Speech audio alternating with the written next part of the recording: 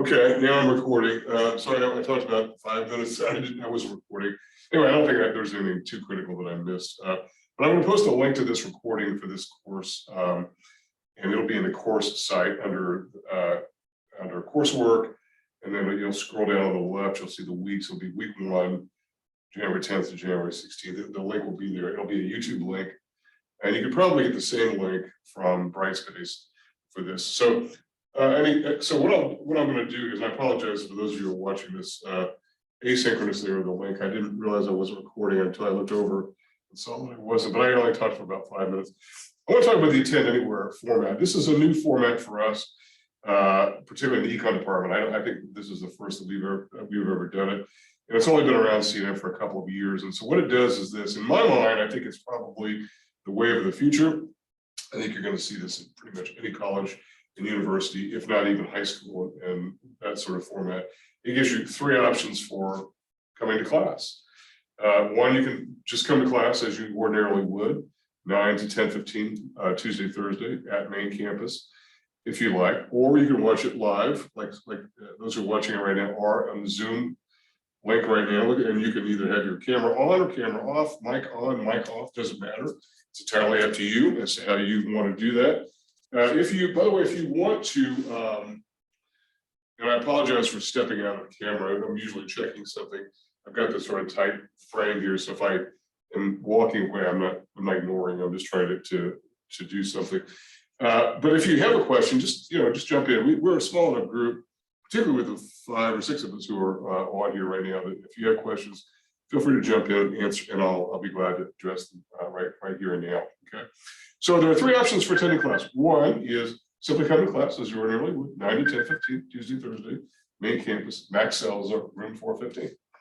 Okay, and you can get that information from your registration, or you can watch online live on the Zoom link, or you can watch it sometime this week, and you can watch it with the link that I will give you.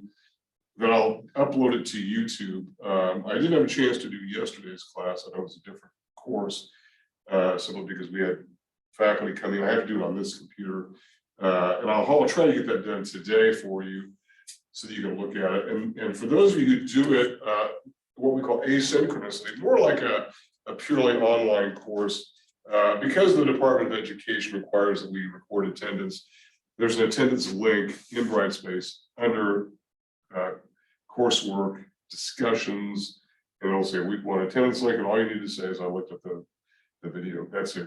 Just one time during the week. And the course week runs from Monday through Sunday, so it should be self-explanatory.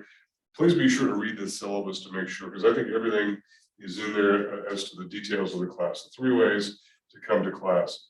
I know there were some questions also from yesterday's class about how we're taking exams, and I'll get into that a little bit more in depth here when I talk about the syllabus and what to expect. The exams will be held in class as they would be during the regular class session itself.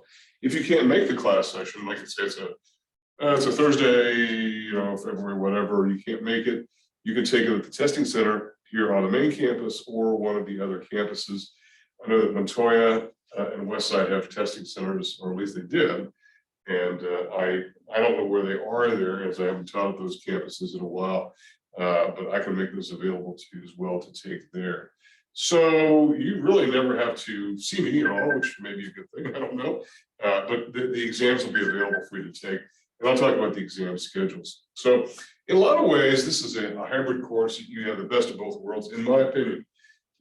Because I know that one thing that we learned during the onset of the pandemic is that not everybody likes online courses. And maybe it's not that people don't like it, but it doesn't work in their particular situations. And I know that we had a number of situations that we didn't even contemplate, which maybe we should have, where you had a student who's going to CNN, maybe a student who's going to Volcano Vista, maybe a student in middle school somewhere, and maybe there's 1 computer in the house, 2 computers in the house, 1 internet connection, and sort of this access issue of getting time, getting available, or living in an area where the internet connection is not very good.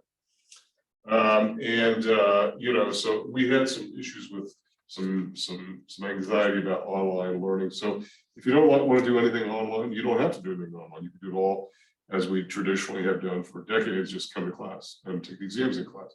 Now, there's nobody in this classroom right now. I'm in Max Salazar 415. That's the regular classroom. It's set up with cameras, mics, the link to the network. So I'll be here. There's nobody here now, which is why I'm not wearing a mask, because we're allowed to not wear a mask in a closed area when there's nobody here. But feel free to come. So you've got that option, or if you simply, can't make it in your schedule and would rather do it from home and watch it from home or your office, that's fine, or watch it sometime at your leisure. But you want to do it sometime this week in order to get credit for attendance for this week. Okay. So that's the Attend Anywhere format. It's new. I know it's new to a lot of people. I had a number of questions from my class yesterday about how this whole thing is supposed to work. And I think that the model for this is really the traditional class, Tuesday, Thursday, 9 o'clock. And it's held, I'm speaking to you live, obviously. And so that's really the plan for how the course is to work. But there is an online option that's available too. Not so much for the exams yet, but we'll see how that goes. Okay. So are there questions for me about the Attend Anywhere and what that's about? If not, and you just maybe are thinking about it and want to get with me, just feel free to get with me sometime, whatever. And I'm more than glad to answer your questions. There may be some things that I'm not familiar with either, because I had taught this format before, but in the business school, in what we call the fast track program, where we were simply doing the online Zoom links, just because of the pandemic, and those were intended to be always intended to be courses together in the same classroom. But that's really, I think, where I started doing this. So I'm familiar with how to do this. It's just that we've never done a full semester kind of course in this particular course. So this is a little bit new to us. And if there's something I'm missing, it's something I'm not communicating correctly, I'll make it right to you. If there's an error that we make or I make, it always will revert to your favor. That's one of my long-standing policies. Okay. All right. So you can go ahead and download the syllabus. I'm going to spend just a bit of time talking about it and what is going on with the course and how to access the course. And if I leave anything out, which I may, again, get with me and let me know what I left out. So anyway, the course is held in Max Salazar, room 415, if you would like to come. And my office hours are going to be right after class, 10:30 to 11:30. I'm right upstairs in the faculty office area. I don't know what cubicle I'm in just yet, or what office I'm in just yet, because it hasn't been assigned. So there's a receptionist there, and that he or she can direct you to me if you're on campus. The other thing too is that if this time doesn't work for you for whatever reason, which is a Tuesday office hour or right after class, just get with me, and if you want to meet with me individually, we'll find a time to get together. I'm usually around most of the time, so it's easy for me, and I can meet you at any of the campuses. Generally, the two that are most convenient for me are main campus and the South Valley campus. I actually live in the South Valley, so that's pretty convenient for me. If it's convenient for you, or whatever, but main campus is probably the best place to meet. Although office hours in some ways, are, a lot of students don't avail themselves of it for reasons that make sense. So, a lot of these questions can be answered through email or phone calls or whatever. If you do want to meet with me, feel free. I'm not trying to either encourage you or discourage you. Okay. There's my telephone. That's the main line, and my extension 50689. If you leave me a voicemail there, it actually goes to my email, believe it or not, and I can retrieve it there, and I'll get back with you as soon as I can. Leave me a message if you are able to, and I'll be more than glad to get back to you as quickly as I can.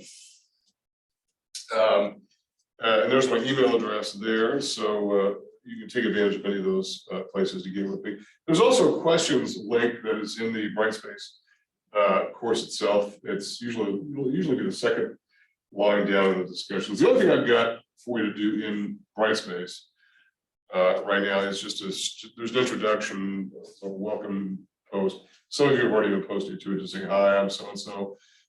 If you don't want to post to it, don't post to it. It's a non-credit activity, but it's kind of nice to get to know other students. I've always enjoyed that, knowing others, and in my classes and whatnot. So just feel free to do that. But then there's a questions link. If you have a question, feel free to post to that. That's a public area though, so if it's very unique to you, I wouldn't post, like if you're, if it involves your individual circumstance, it's better to give it the individual. This may be a better form for, hey, I've got a question, I'm sure other people do, that kind of thing. Okay, so let's talk about the course description. This is the study of the big picture of economics. I'll talk about the difference between micro and macro here in a second. We do not have an econ prerequisite for this course. I know that the way we have listed, we and UNM and Mexico State, all the schools, the public, that is the government funded schools, have the same course numbering, and macro generally comes before micro, which sort of suggests that macro should be taken before micro. That's not really what that means. And in fact, if anything, probably I may be in a minority around here, think that you probably would be better off taking micro before macro. But there is absolutely no evidence from the research that's been done that it makes any difference. In fact, a lot of my colleagues completely disagree with me on that. So that may give you some confidence that if you've not taken micro yet, don't worry about it. And really don't worry. And here's why. Because we're going to start from the very, very beginning here in a few minutes. And assuming you've never had any econ course before at all. So you are not at any kind of a disadvantage. The only prereqs are the ones I've listed there. There's a reading course, there's a math course. I don't know what those courses are. I just know those are some prereqs, and most people have no trouble getting through those. So you don't need to take one course before the other. Okay, it's perfectly fine to take either. And by the way, and I don't know, I need to sort of take a closer look at the class list, but occasionally we may have, I think there's at least one student who's in my attend anywhere micro and attend anywhere macro. And what I usually say is that the courses will look very similar to one another, almost the identical content for the first maybe 2 or 3 class sessions. It's because we're just sort of giving the introductory foundational material for one or both courses, and then they split off. But I've had students who have emailed me in the second week saying, "Are you sure these are different classes? Are you sure you know what you're doing?" And it's yes, they will split off and they'll go different directions. But it's the idea that we want to lay the foundation for all of econ, whether it's micro or macro. And I'll get into the differences between those two sections, because most people who take one end up taking the other. A lot of our students are looking to get into business school at some place. That is not always the case. We have traditionally had lots of graduate students from UNM who are in the pharmacy program, and the doctorate in pharmacy requires an econ course. It used to require micro, I think now we're requiring macro actually. So there's a whole variety of different students and different levels of education and all that. That's what makes CNM kind of an interesting place, the sort of diversity of student backgrounds. Okay, but we will present it as though you've never had an econ course before, just so that everyone's on the same foundation. Okay, the text, you might be happy to know, is a free text. It's online through an organization called OpenStax, which is a project from the Rice University and how the OpenStax course works. There's simply a link to the textbook, and you shouldn't have any trouble accessing that textbook at all. I'm reasonably sure that they won't ask you for a password or anything. If you want to get into some other resources that they've got, there may be different, but there's nothing. It's all free. There's nothing to pay for. It's all there, and I think it's fairly easy to navigate to. It's an online textbook. The other advantage to that is the fact that if there's something that needs to be updated or corrected in the text, since it's not a paper version, they can simply go in and make the change into the website fairly quickly. It doesn't happen a lot, but occasionally it does, particularly in a macro course like this, when there are things happening very quickly and some of the material is outdated very soon after initial publication. That sometimes happens in macro. There's a lot going on in macro right now. This is a really interesting time to take a macro course. We're looking at no doubt higher interest rates this year. We've got inflation that's really becoming a serious issue to everyone. Everyone is concerned about that, and there's a lot of concern. In my own personal opinion, having worked in the financial field for banking for about 20 years, and then having done this for a while, there's a lot of concern that the Federal Reserve, which is our agency of the government, which is supposed to deal with this, is really, really behind the curve. And I think there's a lot of support for that idea. But we're definitely going to see higher interest rates this year, which means the big refinance boom in houses is probably going to slow down, if not come to a screeching halt. Okay, so anyway, so that's how you access the book. It's fairly easy to navigate around. The chapters should all correspond to what I've got on the syllabus. And I'll get to the actual schedule here in just a second. Okay, and again, feel free to jump in if I'm missing something or if you just want to clarify. It's not a problem at all, because since I can't see you and I can't get and I'm a little bit far from those who do have their cameras. I'm a little bit far from seeing you. Just feel free to jump in. It's not a problem. Okay. The course outcomes I'll let you read. These basically are what we expect to achieve in the course, what we expect you to be able to do, know, or perform. A little bit to explain some of these concepts, and some of these concepts are things that you've heard many times before: inflation, unemployment, taxation, government budget deficits, things of that nature. We're going to be getting into all of that in this course, and some of these are very familiar too, which is why I think a lot of people view macro as being, perhaps a little bit more accessible to ordinary people, because we do hear about things like unemployment and inflation and things like that. They do come up. Okay. All right. Number 5 on this list, the course requirements. So there are no papers in this course, there are no discussion activities. If you took a purely online course, there generally are discussion activities on a weekly basis where you go in and you post responses to a given thing. There's none of that in this course. This course is meant to model the on-campus class more than anything, and so just exams are all we're dealing with. So it looks like there are a lot of exams, but there are also no quizzes, no papers, nothing else. And we'll have 4 exams before the last week of the class, essentially, which is finals week. And of those, we'll drop the lowest of those 4 exams. So 100 points possible on the 4 exams. We drop the lowest, so 300 points possible on those so-called intermediate exams. Which means what? Which means that if you don't take an exam for whatever reason, you can simply just let that one go, and that 0 will not count against you. It'll just simply go away. I just make the adjustment at the end of the semester when I complete your grades. Okay, there's no problem there. The exams will be held in class, but if you'd rather take it, you've got a week from the actual exam to take it out of testing center, and I can have it sent over. But get with me as soon as you can so I can get it there, because you've only got a week to do that, and that sounds like a long time, but it often isn't, particularly if the testing center has got to schedule you. And a lot of places are very thinly staffed. I presume that we are too. So you don't want to wait till the last day. That might not be enough time to make it work. Okay. And it might not be enough time for me to even react, but sooner the better as far as that goes. Okay. So that's how the exams will work. The last exam, which is a comprehensive final, a couple things on that. It's comprehensive in the sense that it will cover all the material going back from the first week of class, which is not to say that it's just that anything in the book is fair game. I know that there are a lot of things in the textbook that we're not going to cover. There are some, in fact, some of the mathematical pieces are a little bit beyond where I think we want to go in this course.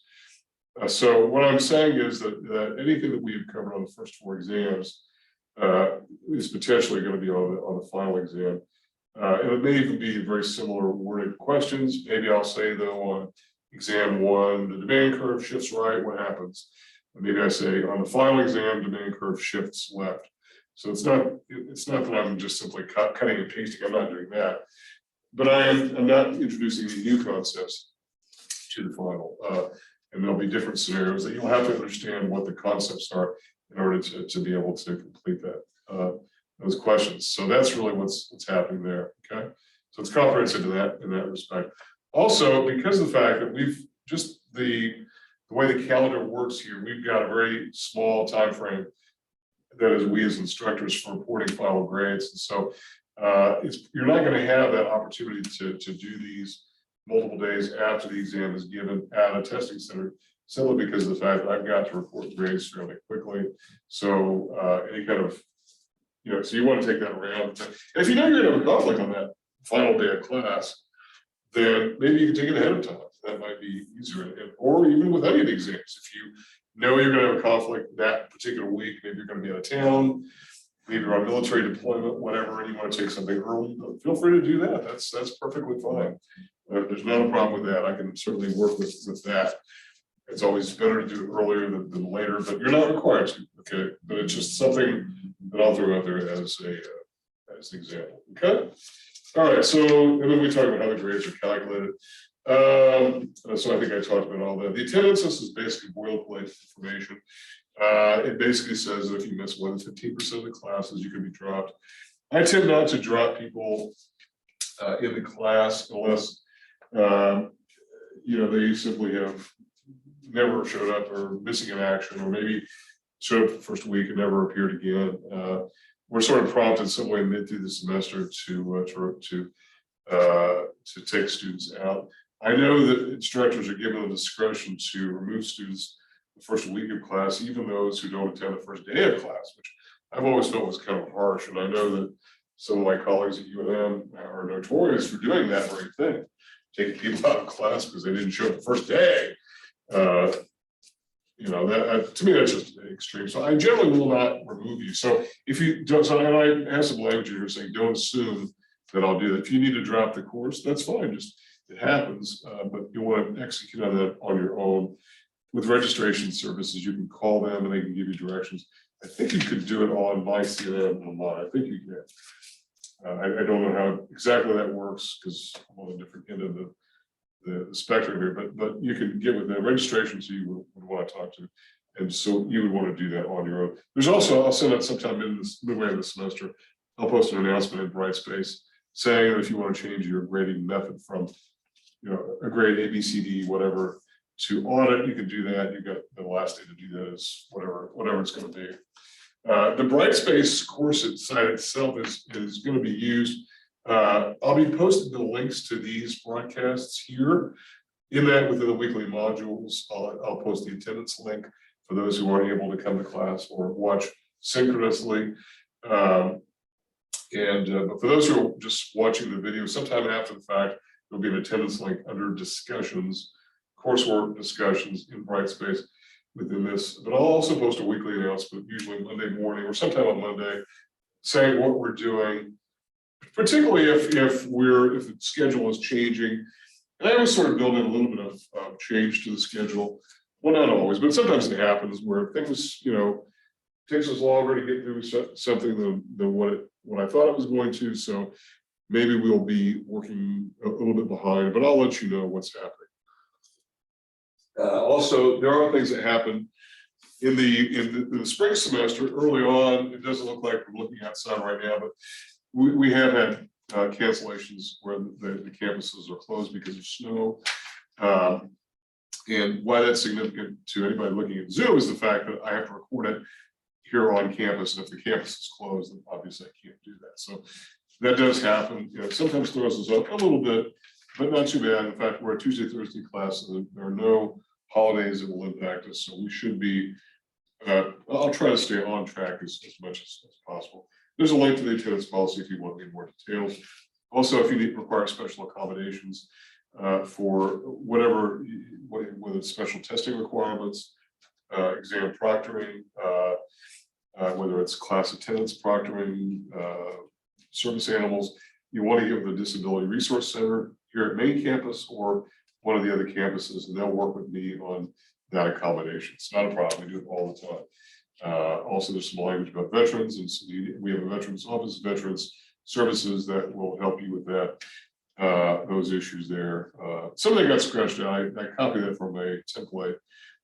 I think somebody wrote that in a non-Word program, which is why it's a little bit odd there. I wasn't scratching that out because of any particular reason. It just came across that way. I don't know why. Okay. Technology requirements, I'll let you read that. Some of that applies, some of it doesn't. Some courses use Adobe Reader a lot, some don't. The Adobe Reader might be helpful when you look at the PowerPoint slides. I haven't posted them yet. I don't think for this course, for the macro course yet, because I'm trying to figure out what went wrong when I posted these for yesterday's class, where everything kind of came through like double vision. You know, every line was doubled, and I've never seen that happen before. I don't know what happened, so I haven't posted them yet, but they will be available. In fact, I could probably post it at some point very quickly here. And maybe they won't be such an issue with you all here. Give me just a second, actually. Let me do that because I think that might help you, particularly to follow along. So what these are about, I think that sometimes people make too much of what these PowerPoint slides are about. What they really are to sort of help you to follow along with what we're doing in class. They're not really, I don't know that they're really great, materials to use for, for studying for an exam and whatnot, but it just does allow you to kind of follow along with what we're doing. So what I'm doing here is I'm just going to go ahead and post this. I was a little bit reluctant to do it just because I had problems before. And let's just see what happens here. I actually did say this one. Okay, so let me put this into Brightspace. And give me a second, and I'll do that. So, and I'm sorry, I'm out of camera again. I'm trying to do that, but I'll just kind of talk while I'm doing that. Also, so the grading scale is there. Let me back up. Technical help. If you run into some technical issues, there are a number of different ways to sort of deal with that issue. We have a distance learning department that you can call or you can email. They're pretty responsive. I am very impressed with their ability to get back to people and respond to questions and whatnot. So feel free to get with them, and dl@cnm.edu is their email address, or you can go on to the main course site at cnm.edu. There's a search box in the upper right, and if you just click and you just enter DL or distance learning, there I think is probably a link for you. So let me see. I'm trying to get online here, and let me do on my laptop. I've got it saved on my laptop, so. And I probably would have done this before now, but I had kind of rudely interrupted there by another faculty member. I don't know what that was about. So anyway, feel free to get with them. There's also a company called Embanet, which if it's after hours, you can get with them and they can help you. There's also 224 Help is our IT help desk. If there's something that you think maybe is of a hardware or software issue that they can help with, they can get with you as well. That's a little bit of a different area, but they should be able to help you as well. Okay. Next down is the grading scale. This is what we call the community college grading scale. That is, we don't use pluses or minuses. Okay. So why that's good for you is the sense that we have much broader bands for A, which is 90 to 100. A lot of universities have, say, 95 to 100 is an A, and maybe 88 to 94 is a B. So we've got broader bands, still based on the 4.0 system. So you can actually get 89.5% of the total points and still get an A, which is a 4.0 in terms of points. And so that's kind of good. And then the points breakdown just simply translates to the 4 exams that we'll be counting, and those go into that particular calculation there. I'm having a little trouble getting online here. I don't know why I am, but I am. And let me see here a minute. Okay, well, I will try to figure this out here in just a second. I'm trying to get onto CNM's wireless service, which is generally not a problem at all. And I think I see the problem here. So let me work on that here. Okay, I should be getting in here. Well, all I'm going to do is I'm simply going to post those PowerPoint slides. I'm going to put those into the week 1 module. So if you go into coursework and then sort of drop down to the left-hand side there, it'll have weekly modules, and it'll say week 1. And I'll update that every week. Every week we'll have a new module. On that week, you'll have a weekly objectives listing of what we intend to do that week. And then there'll be the link. I'll post below that. I'll post a link to the video that we're doing in class. And then also the PowerPoint slides, which just will allow you to sort of follow along with what we're doing. for whatever reason, I'm having a lot of trouble getting in here. I don't know what is happening. I may just have to post this a bit later. I need to, I don't want to take time from class to do that because I couldn't do it. We had some network issues early on, which is why I didn't get the link out to everybody as soon as I should have. I don't know. We may be having something going on with Orlando. We had some troubles yesterday too. And maybe it's just a lot of traffic. I don't know. So we'll have to see. But I'll get that to you and we'll sort of follow up. I'm not going to get too deeply into the content. I'll start here in a minute. And I'll be working for the PowerPoint slides and you can sort of take notes. I'm not going to really be using the board very much just yet. That will change. As I said at the outset of the class, I don't want to get too deeply into the content on day one. I'd rather have everybody be comfortable with what we're doing, where the class is going, and also to accommodate the late arrivals who invariably will be coming. Okay. There's a link to our academic integrity policy. Also, there's some language there about committing to graduate and whatnot. So you can look at that. You can read that on your own. That's pretty self-explanatory. The final thing on the syllabus is the schedule, which is pretty slimmed down from my perspective. And I didn't put one thing I probably would have done and maybe should have done was provided some dates there. So week 1 being the week of January 10th, week 2, week of January 17th, etc. So, you know, maybe I'll do that going forward. I do that in my online courses. You know, maybe I should have done it here. I don't know, but I didn't. So for this week, the week of January 10th, and the week runs from Monday to Sunday. That's always how it works. We'll be covering chapter 1, and I won't get through all that today. And then the appendix A. So in your OpenStax book, chapter 1 is easy to find. It'll be on the left side. By the way, I don't know where it lands you when you click on that link. I think it's just, but you want to get to table of contents. It should be very self-explanatory. I've never had anybody say I can't find something in that. But click on table of contents and all the chapters will line up on the left. Appendix A is all the way down at the bottom. Okay, so you want to scroll down. And what that is a math piece. And I'm going to go over that a bit, but not today. It'll be Thursday. And what the objective is there is this. And there's probably more information in that appendix than what I'm going to cover. But I know that occasionally, having done this a while, some students have a bit of anxiety with math. And a lot of people have anxieties over all kinds of things, and math is sometimes one of those.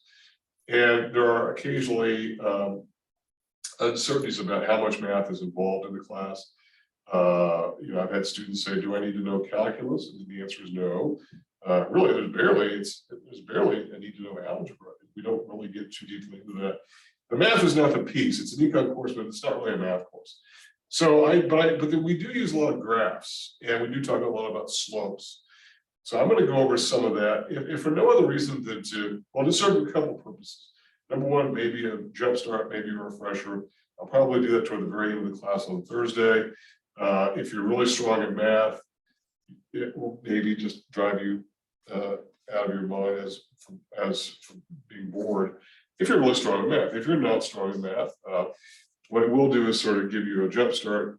So that's the number one objective. The second objective is to maybe set the outer limit for what is not covered, because I think sometimes people have the idea that it's going to involve lots and lots of very intricate math, and it will not. The course will not do that. Okay, so that should hopefully allay some of your concerns along those lines. At least I hope, and that is my objective, and I really want that to be the case. So I will get to that next time.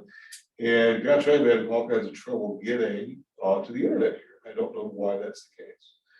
And it seems wireless may not be up. I don't know. It looks like it's up, but I'm just not getting to it. So I've got that saved to my laptop. So I'm going to have to get that there at some point, but I just can't do it right now. I don't know why I can't do that.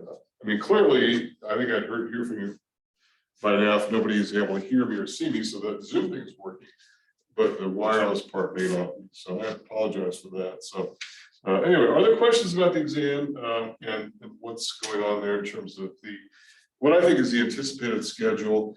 You'll notice the exams are scheduled at roughly even intervals, 3 or 4 weeks and 3 or 4 different chapters. No more than 4 chapters on any exam is anticipated.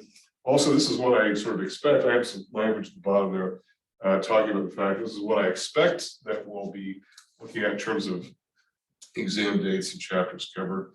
Again, things could come up where we have some issues with, snow days or what. I think one year we had a deal where the campus was closed for like a week because of natural gas pipeline broke and wasn't sending natural gas to the city, and so everyone was closed for like a week. That could happen, I guess, but if it does, we'll deal with it. We have on a full-time course like this, 15 weeks, we have plenty of time to make up for any difficulties. And if we need to drop any chapters, we'll do that as well. But I don't see that happening right now. Okay.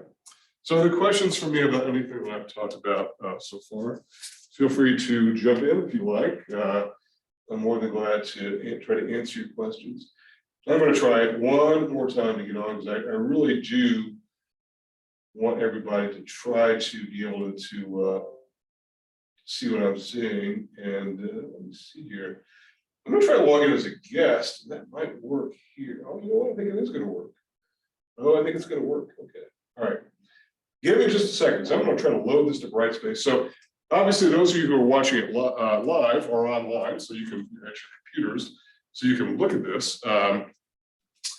If you're watching it on, after the fact, then obviously you can, whenever you like, you can look at these PowerPoint slides. So let's see here. Okay. Looks like I'm onto the guest site. That was probably the best way to do this. Okay. And I'm just going to post those slides right now. So what I'm going to do is this. We've got about a half an hour left. This class is set to run, excuse me, from 9 to 10:15. I don't know that I'm going to go all the way there today, all the way to 10:15, just because I don't know that I want to get that deeply into it today. But so I'll probably end up a little bit after 10. But I do want to get into the content just a bit here, so that you are familiar with what's going on. So anyway, give it just a second. I'm just going to upload this PowerPoint slide to the week 1 module. And the network is really slow here. So hold on just a minute. Are there questions for me about anything at this point? So I'm going into a coursework, which is the very top of the main landing page, to content, and then I scroll down to week 1. Okay, and again, for whatever reason, we're getting some a weird look to the syllabus. I'm going to work on that and see if I can fix that. I think if you download it, it's going to look easier. It's going to be easier to see. So that's my hope, at least. And so I'm going to go ahead and download now the macro file for week 1, and it should be there right now. So you can go ahead and look at that. Also, one thing I didn't talk about, and I do want to mention it because I think I said at the outset I was going to, and that is I'm at under coursework content. Okay, those are the steps to get to where I am. There's a syllabus addendum that the school prepared that talks about COVID and the COVID protocols. I know that we're all sick to death of hearing about COVID. I know I certainly am. But if you do come on campus, we do have a mask requirement. Again, I'd be wearing one, but there's nobody here at the moment. So, but I will when people come into class, I will wear a mask. And we do require students to be vaccinated and to have proof of by uploading their vax card or presenting it. I'm not sure where students presented, but if you want to know, let me know. We'll get to that. There are exceptions for health issues or religious beliefs, and so. But otherwise, we are asking students to be vaccinated. And I know that there are those who are leery and uncertain about the vaccine, and I get that. But I'm just telling you what the policy is. So there's a vaccination policy, which may work out well for those who don't want to come very often to class. I know that the virus just goes on and on and on and on. It may be with us indefinitely. So this may be wearing masks may be a long-term proposition. But go ahead and read that addendum if you want. It's a PDF file. Just go ahead and read that if you'd like. Okay. All right. So by now, everybody should, if you're looking, if you don't want to follow along, that's fine. But I just wanted to post that, get that available to you, and I hope that let me take a look here and see how that came across, because I know we had some problems with the other course. Oh, it's still double. It's still got this double vision problem. I don't know what that's about, you all. I really don't. And so I will have to figure that out. There could be the file is corrupt. Could be like something wrong with my computer. I don't know. There's no file. There's nothing to save there, so don't worry about that. So you're not going to be downloading anything onto your computer. There may be something that's gone haywire. I'll have to get with our IT people to have them work that out. So my apologies, but the content is there. So let's go ahead and get started. Unless anybody has any questions, and can I answer any questions for anybody about anything at this point? Well, if you do have questions, don't feel bad, because this is still very early on. It's day one, so we're not going to be doing too much today, other than just getting into some of the basics.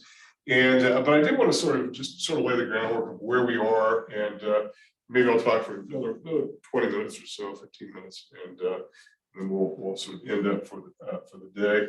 I am sort of taking attendance, and I can tell who all is here. Even though I can't see all of you on the screen here. This is one of the disadvantages, is that we don't all know who's here at any one time. So anyway, so I mentioned at the outset that there's no econ prereq for this course. So I'm going to start from the very beginning in terms of talking about course content, and then we'll obviously pick up the pace as we get deeper into the course. But if you, on the PowerPoint slides, one of the very first slides is the question, what is economics? And that's pretty basic place to start. That's as good a place as any. What is econ? So the answer to that question is, it's a social science dealing with choices made under conditions of scarcity and also uncertainty. Now, this is really a textbook definition. It's sort of my definition. Usually the term scarcity it might sort of end at the term scarcity, and that might be the end of it.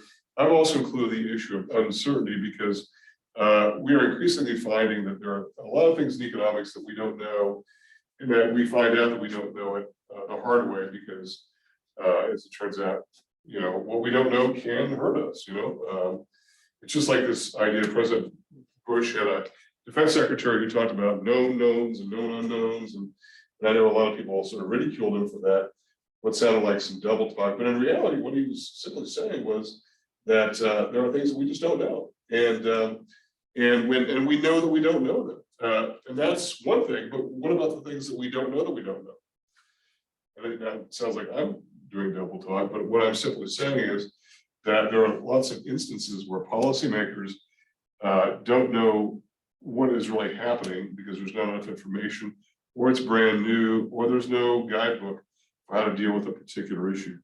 And in macro, when we talk about policymakers, we're almost always talking about government officials, either elected officials in Washington, members of Congress, and the president, or the monetary policymakers at our Federal Reserve, which are unelected officials who deal with our money supply, interest rates, things of that nature. And but if they don't know what they don't know, then that's a real problem. There's a real concrete example. That was the housing crisis that turned into a full-blown financial crisis that threatened to really push our economy into not only a recession, which we did get in the late 2000s, but it could have gone all the way to depression. And we're going to get into this distinction between depression and recession a bit later. Depression simply being defined as not just a recession, which is a downturn in output and income and employment, but a very deep, severe one, usually caused by something structural that's broken or bent, or or not working in the economy. Like the smaller economy, something like major crop failure could do it, warfare could do it, major disease could do it, right? I think a lot of people have been wondering what COVID will do. We've already lost 1 million Americans to the disease. That is in percentage terms, that's not a particularly large percentage, but it's a lot of people. So we don't know what that will be, and that's another one. So the housing crisis, which a lot of people did not see coming, and which became a real banking crisis, which a lot of people did not see coming. And in fact, I would go so far as to harken back to a former Federal Reserve Chairman, Alan Greenspan, who testified before Congress just a few years before this housing crisis exploded, and said that, well, the banking system knows a lot more about risk management than it did back in the 1920s. And so another bank failure like the Great Depression, series of bank failures like the Great Depression, simply is not going to probably happen. Didn't say it wouldn't happen, but said it probably wouldn't happen. Well, he turned out to be wrong, and he has admitted himself he was wrong in his autobiography. Now he's left office, that he was clearly wrong. So uncertainty is a key issue that we are faced with. Right now, we're dealing with COVID, and nobody knows when the end of this is going to happen. Nobody knows what the long-term effects are going to be on the economy. And already we're seeing changes in employment patterns.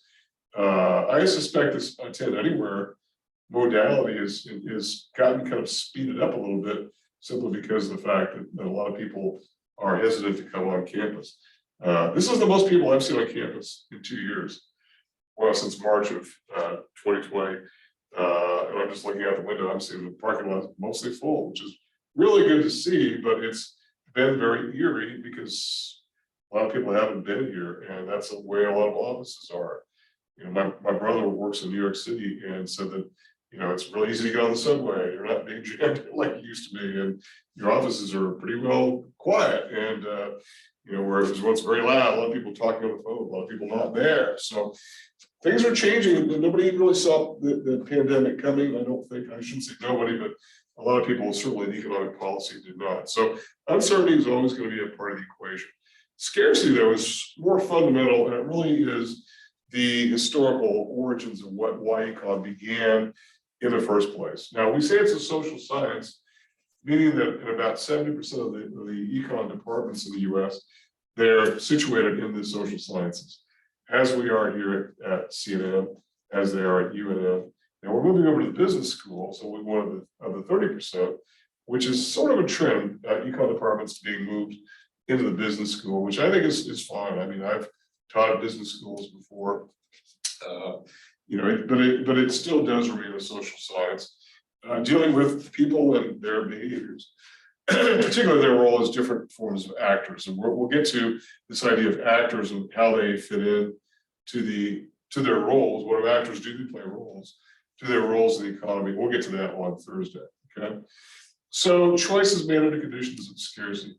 So scarcity is really one of the fundamental aspects of an economy. And when we talk about what scarcity is, basically we can just look at the definition of the dictionary, the quality or state of something being scarce. That's not particularly helpful if all we're doing is regurgitating. Scarcity means something that's scarce, but deficient in quantity or number compared with the demand. I like that definition a lot because it sort of employs a lot of the things that we talk about in economics: quantity, demand. That is, if something is in demand but is not sufficient to meet that demand, then there is scarcity. So a lot of people would love to have a Lamborghini, and there's probably demand for it. There's desire for it, but there may not be what we would call formal demand, because formal demand, which we'll get to next week as we cover chapter 3, is defined as the willingness and the ability to acquire a certain good or service. So a lot of people can't afford to buy a Lamborghini, so that really makes them not on the demand side. So they're not truly on the demand side if it's just a wish. But if they do have the ability, then they might be. But it's also the willingness. So most of us could probably afford a pack of cigarettes. But if we don't smoke, then we might have the ability, but not the willingness to smoke. So as a result, we're not on the demand side. So, but where there are goods that are in demand, but the supply is insufficient to meet that demand, then that is scarcity. So what is the way that we resolve these issues? We resolve it through markets. So scarcity is resolved through markets themselves. And that's the way we get it. So the idea of scarcity sets up what's called the economizing problem. I don't believe this was discussed in your book. The economizing problem is simply the conflict that's eternal in economics between our unlimited wants and this reality of scarcity. And let's talk just a bit about this idea of unlimited wants. And that is the idea that economists just assume that our wants are unlimited. And I want to distinguish wants from needs, because I think the two are very different. There are, in fact, of course, throughout the world, a very large proportion of the human population whose basic needs are not being met. By basic needs, it's not just the food, clothing, and shelter, which we've all heard about forever as being those basics of human existence, but also we would include healthcare as well, and on all of the things that go into healthcare, medicines, providers, medical products, all that, and they're sadly lacking in a lot of the parts of the world, even things like food and water, clean water. There are parts of the world which people die regularly from mosquito bites or getting a scratch that gets infected, and there's no treatment for it, no ability to be treated for it. That's obviously an element of human scarcity that has real dimensions, and it's not really a want, it's more of a need.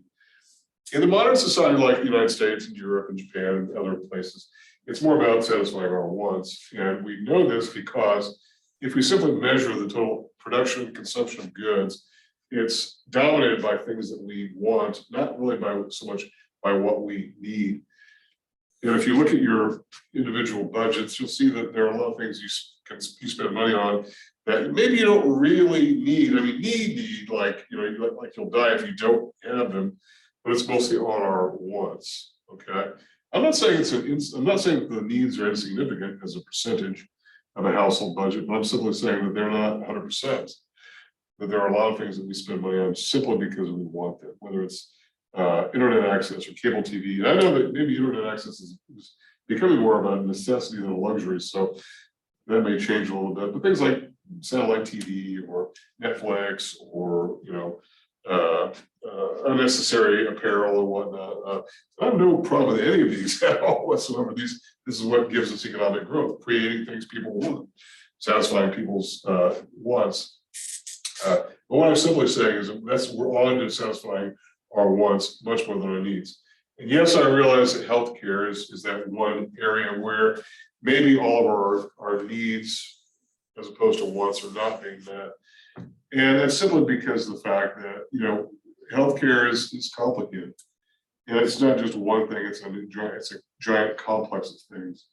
And I realize that when I say that most of our spending is on wants, and yet I put healthcare as a need, I realize that about $1 in $6 spent on our economy somewhere in healthcare. But that's a big, big, big amount, and includes a lot of things like health insurance and you know, doctor's visits and prescription contact lenses and all that. So you get the idea. It's just a gigantic part of the economy. But for the most part, though, from a macro perspective, a big picture view, it's mostly our wants as opposed to our needs. And we're going to say that the wants are unlimited. And I think the evidence for this is the idea that as we solve a particular problem, we have a good that solves a particular need. That good gets better and better and better. So maybe the need itself is satisfied. So we're on to finding something else. There are goods which no longer exist today because goods have replaced those goods, and they're never coming back. Typewriters. I mean, I would actually like to have a typewriter because there are times when I like to fill out a form with a typewriter, but they just don't really exist anymore.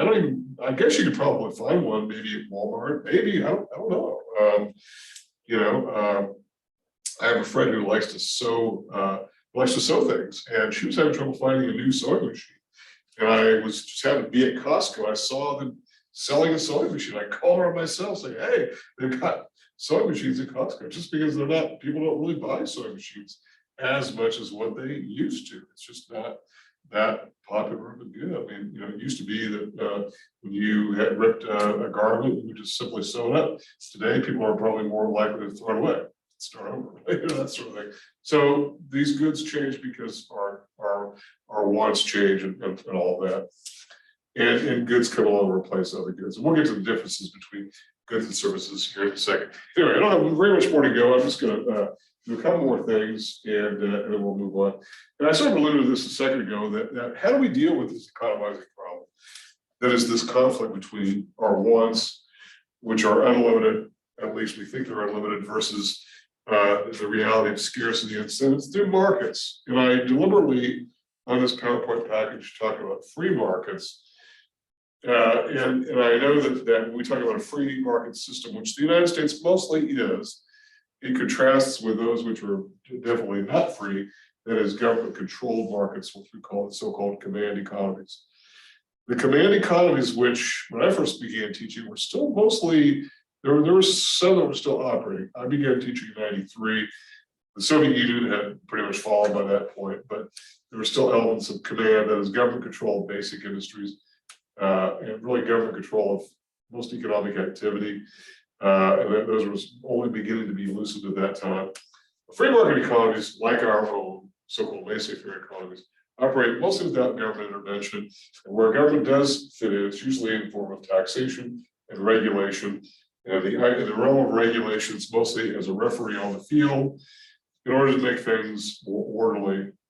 And I know that I think people sometimes have this idea that businesses hate regulation, for instance.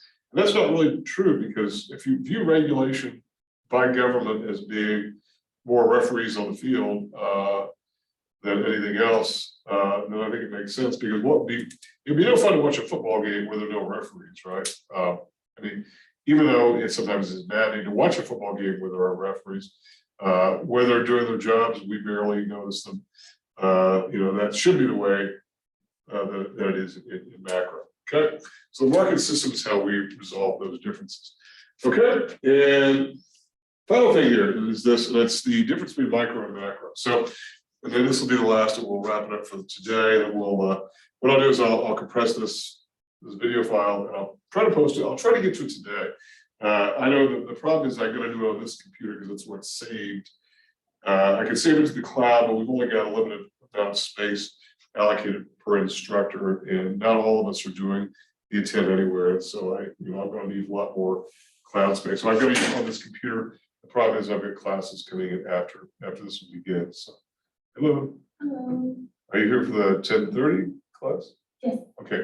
I'm a little early. Yeah, you're early. Yeah, so we're not quite done. I'm broadcasting this on Zoom right now. So, okay. So anyway.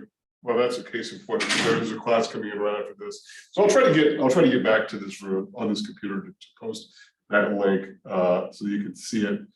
Obviously, for those who watch this sometime after the fact, it's going to be irrelevant.